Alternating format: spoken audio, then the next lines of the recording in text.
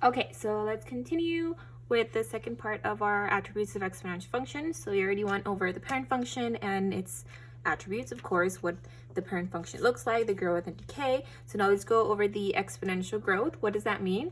So all it means is your a is greater than 0, of course, and the b is always going to be greater than 1. That's how you're going to know on your parent function that it's going to be an exponential growth. And it's going to be an exponential decay if your a is greater than 0, but your b is greater than 0, but less than 1. Okay? That's how you know when you have an exponential decay. So pretty much whenever you have like a decimal or, a fraction as your b, then that should let you know, okay, I'm going to have an exponential decay. Now let's go over the model. This is the model that we use to model our exponential growth or decay. So our function is a of t equals a times 1 plus r to the power of t. So a, this capital A right here, that means the total amount. Remember that this is all on your Word document notes. So a means your total amount, your little a, or lowercase a, that is your initial amount. R, that is your rate of growth.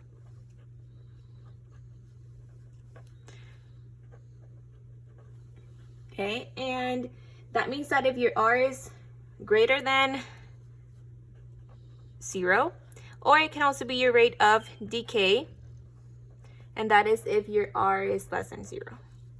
And last but not least, the t is just the number of time periods.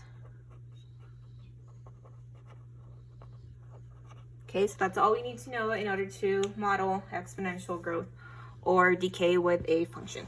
All right, so now let's go over some of the examples that we had on our Word document notes, right? So one of the examples that we had is how to identify exponential growth and decay, right? So you had this model, example, not model, excuse me, of y equals 2 times 0.3 to the power of x. And we need to identify if it's either an exponential growth or an exponential decay. So based on our notes, right here, it's an exponential growth if b is greater than 1. So we need to identify b, right? So our parent function is y equals a times b to the power of x. So 0.3, that is our b, right? So that means that our b is between 0 and 1. It's less than 1, but it's greater than 0. So therefore, this is a exponential decay. Now the y-intercept is at 0, 1. Sorry, not 0, 1, 0, a. So now what is our a? A is 2, right? So then our y-intercept is going to be at 0, 2. So it's an exponential decay with a y-intercept at 0, 2. Same thing over here. Let's identify our b. So b, in this case, would be 4, and a would be 0.33, right? So because b is greater than 1, then that's an exponential growth.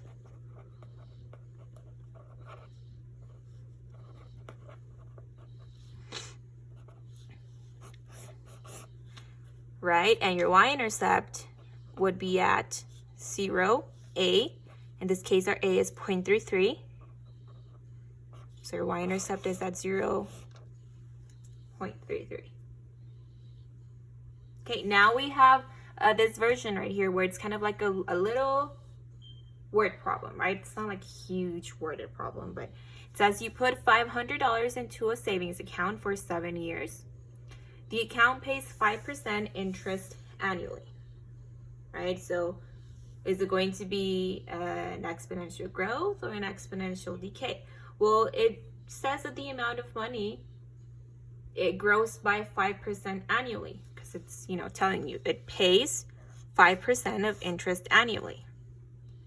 So out of your $500 each year, because that's what annually means, right? Each year they pay 5%. So since the amount of money grows by 5% annually,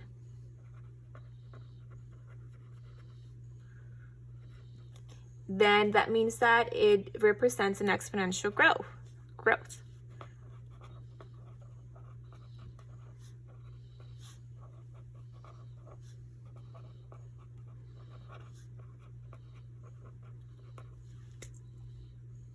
Now, what do you think the y-intercept is?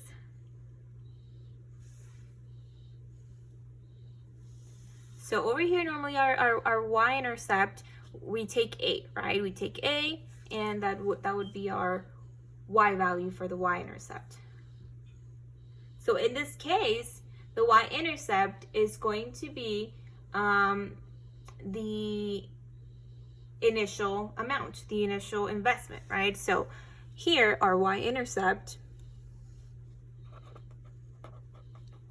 is 500, which is the dollar value